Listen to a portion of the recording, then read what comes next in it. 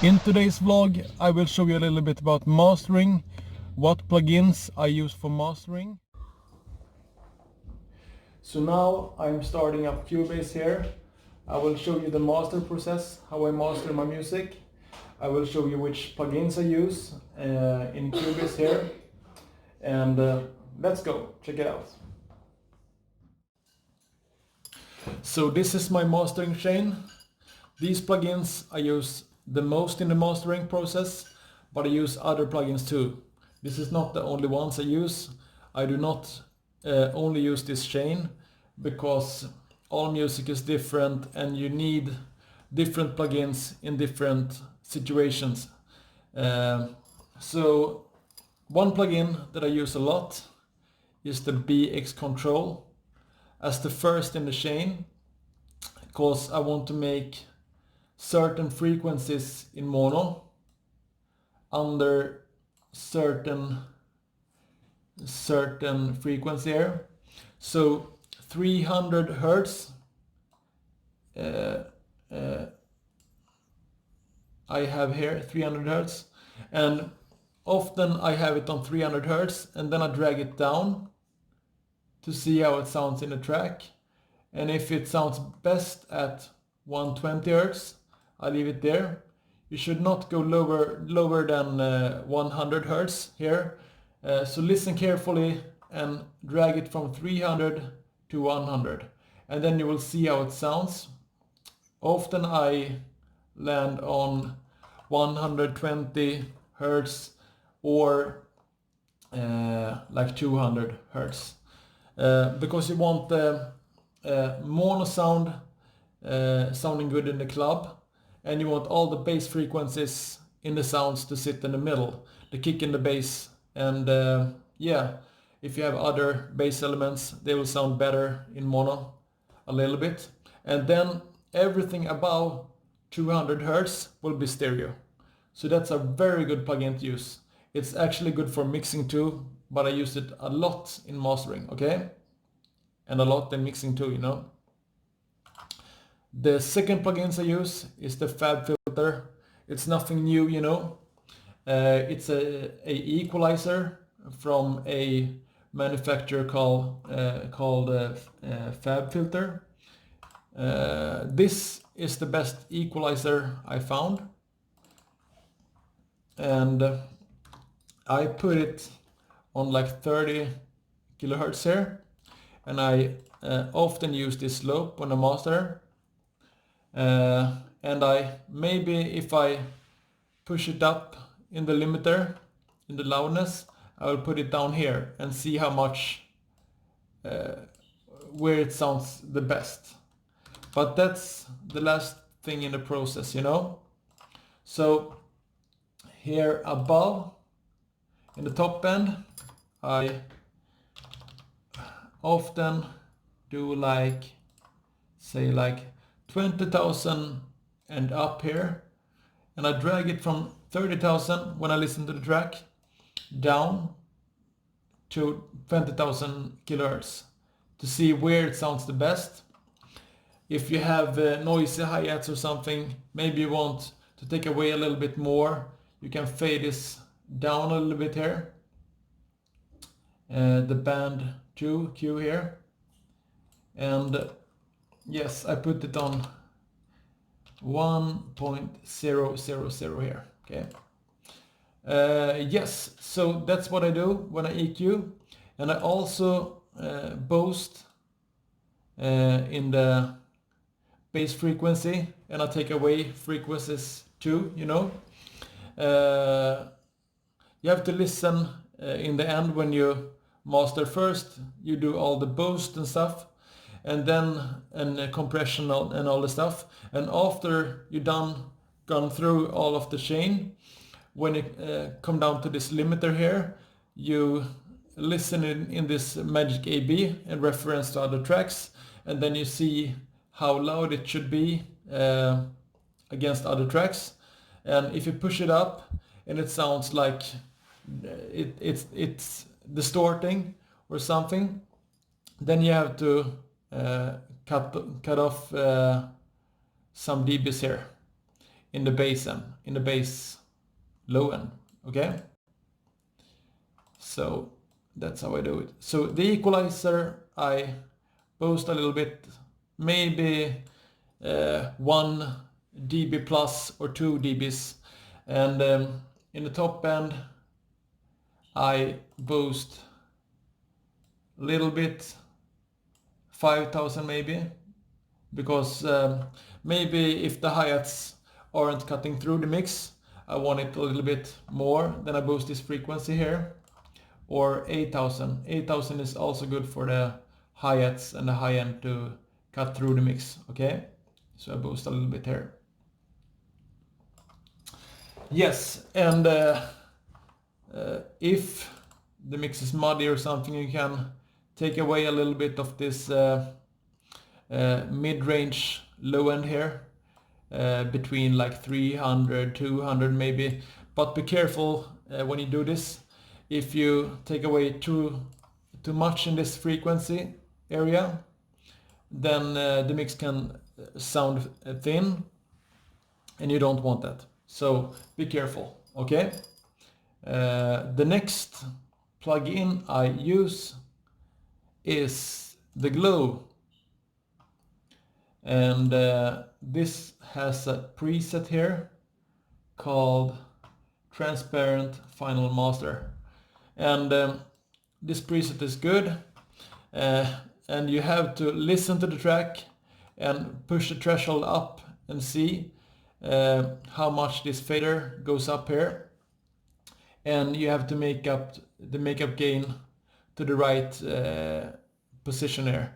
So if this goes out up to 2 dB here, or like 4 here of compression, if it's 4, you have to put this at 4, okay? And then you try this dry and wet knob here, and you find a position here in the dry wet where you like it. Maybe 75% is good. Then you leave it there, or less if you want, like 40 if you like that. So if you have this to 4 dB compression here, you maybe want this a little bit lower here. If you have 2, you want like 80 or 100% or something, because that's pretty transparent, okay? Often when I master, I use some distortion, and not too much, just a little. And I find this preset here, Magic Mastering BM, in the Saturn from FabFilter also. And the mix shouldn't be at 100% in the mastering. So you lower this to 0, and then you listen on your track, and you listen in the drop, and you listen in the breaks, and see if you put this up to like 10% or like 20 maybe. Not too much. A little bit is good. And then you see how it sounds, and you can always change this one to 200, a little bit more or less, if that sounds good. Yeah, and next plugin I use often is the AP 2500 compressor from Waves. It's a real good compressor, and it colors the sound. So when you master, and you can listen to this presets here, I have find that, we'll see, this one, Lane Modern Mastering Glue, is really good preset to start with, and I put this at 0, the drive here, when I start listen, and I listen to the music, and then I change this hard, medium and soft, and listen. Maybe hard is good, you leave it there, and then you listen to this one, and maybe normal sounds good, and maybe new sounds good here, you listen, maybe old sounds good, and then you leave it where it sounds good in the mastering. So that's what I do, and maybe I boost 1 dB, 2 dB on this distortion output. It gives a little bit of harmonics to your track, or distortion, a nice distortion, so that's good. Not too much, only like 1 or 2 dBs here, okay? When you master, you always have to do like small stuff, not too much. In the mix you can go crazy, like 10 dBs or something, but I don't know, on a certain sound. But in mastering, 1 dB or 2 dB at the most, I think. Not so much, or maybe lower actually. Analog can be on, it's a very good sounding compressor. If you like it off, you do that, okay? And then I use the limiter. This is FabFilter Pro L. This is the best limiter that I found, that I tried out. I like to leave this output ceiling to, like, it's hard to hit it, like minus 1 dB here. And sometimes if I want a loud mix, I leave it at minus 0.50 dB here. Okay, and then I push the volume here, the threshold, and listen to the track where it distorts. If it distorts too much, you put this one down to a place where you feel like it's almost at the ceiling of the track if you like it loud, and then you drag it down a little bit. And also you can try these out, which style you want this in: transparent, punchy, dynamic, all round. And then you drag this things here when you find which one you like the most. Maybe you want more transients, and you can lower the release or something, and when you listen you can get a feel for this, where you actually want this to be: more attack, less release, or the opposite maybe. So try it out and see what sounds the best, and if it sounds good, leave it at that. Leave it at that. Okay. And I see that I forgot one plugin that I use here. It's the BX meter. When you listen to the track, you can have this and this open. You can have Pro L here and push this up, and you see the RMS level here and the peak level here, and it should be at minus 8 dB RMS here, or minus 4 is actually really high. So I think I like it at a minus 8 dB the most, because it's not distorting and it sounds loud and it sounds dynamic. So I want a real good finished sound, quality sound, not too much loudness, because if you do club tracks, you do music for DJs, and they have knobs to play the tracks louder, so you don't want to push it too loud here, so it distorts before they get the track, you know. They can push the track a little bit more on their mixer or something, so that's okay. You don't need to be as loud as possible, you know, but if you like it loud, then do it. Okay, and you can do that too if you like it. But if you push this loud on the limiter here, you have to compensate with other things in the mix, maybe, or mastering. So maybe if you push it too much and it distorts, you have to go back to the mix again and lower the kick and lower the bass or something to get a balance, and then you can push it a little bit more, because often it's the bass frequencies that are the thing you want to lower when you master music, because especially dance tracks, you know, that's the big problem when you push the volume. So yeah, these are the plugins I use often in the mastering chain. I can show you some other plugins here. I use the center by Waves sometimes. This one is good if the kick is too loud, or you want the high top end to be a little bit more balanced. You can drag the high end down a little bit by like minus 1.0 or 1.7, and you get a better balance. Sometimes the bass is too loud, then you want to drag this one down until it sounds good. And if you want a loud mix, you can drag this down, and you put these center sides here, this in center, this maybe in the middle, and this on the sides, okay? Low in the center, high in the middle here, and punch on the sides. Often I like this this setting, okay? So then you can try, listen to the track, lower stuff a little bit, not too much, like 1 or 2.0, and then see if you can push it a little bit more in the limiter. Okay, so that's a good one.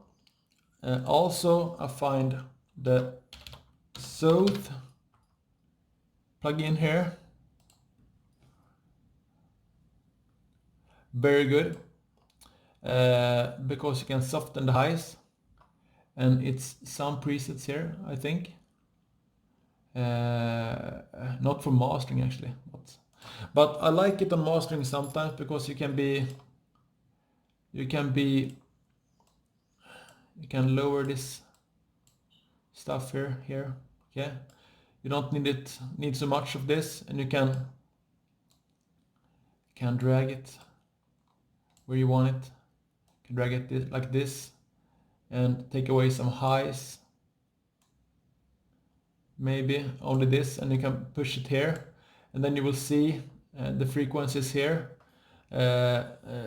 being pushed down. And then you can listen how soft you want the high to be, and by dragging the depth knob here, and yeah, see if it sounds better. If you have hard hi-hats and hard stuff in the top end, S sounds or something, you can push this a little bit and see in the master if it sounds better.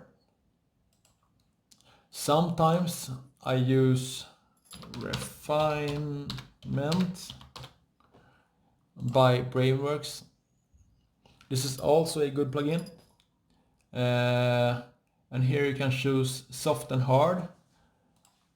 Soft is good, I think, and you can like push it like minus 2 dBs here, and saturation if you want a little bit, and then you have a dry and wet mix here. You can push it like between 0 and 100 here, and you can drag it up until you like the sound of the mix, maybe like 52 maybe, and you listen to the track and see what you actually like, okay? Presence I leave often, because it's too much. If you have a track that's dull from the beginning, then you can add some presence maybe, if you want more highs or something.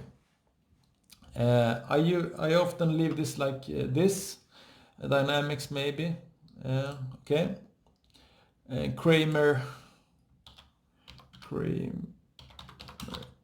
tape is also good on mastering. And if you master, you should have them in the master chain, not in the other inserts here, but this is just for demonstration.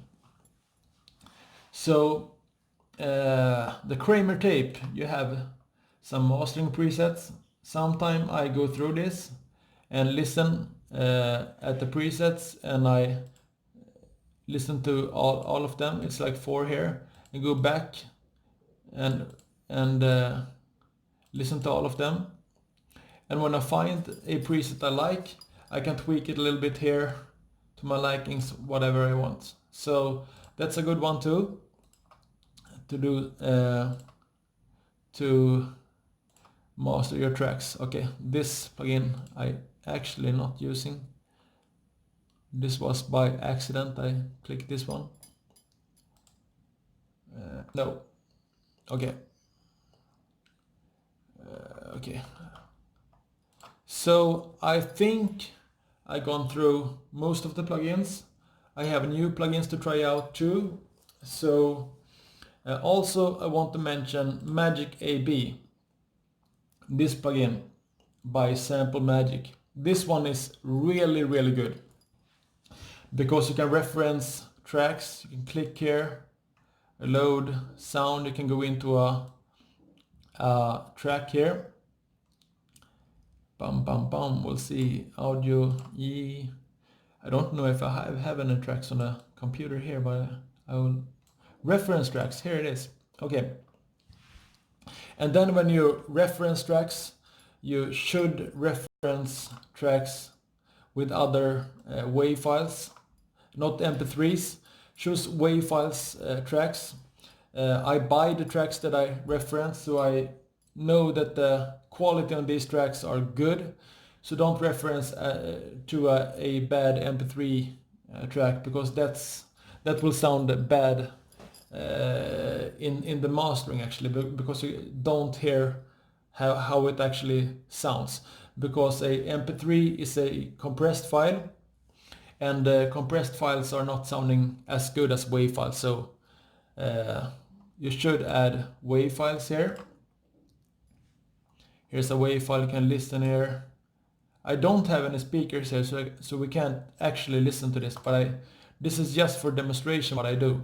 So you see this track is playing at the B side here, okay, and this is the A side.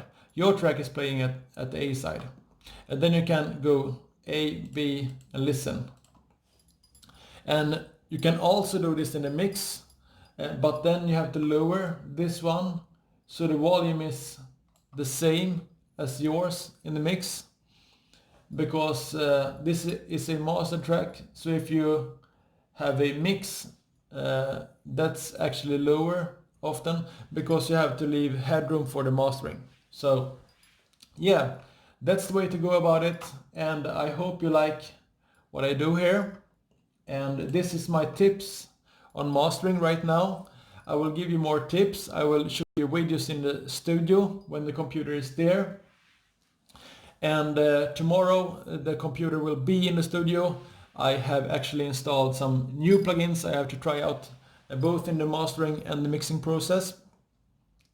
So see you tomorrow, and don't forget to subscribe to this channel if you want more mastering tips or mixing tips. If you want to know how to make sound banks in certain software synths like Silent, Spire or Serum, we are also making sound banks. You can find them at M.J.E music.com. You can buy sound banks there, and you can actually buy mixing and mastering from me. And yeah, subscribe and follow my socials, Instagram, DJ M.J.E, and see you tomorrow. Okay, bye. I am the master, I got the power, dropping the beat.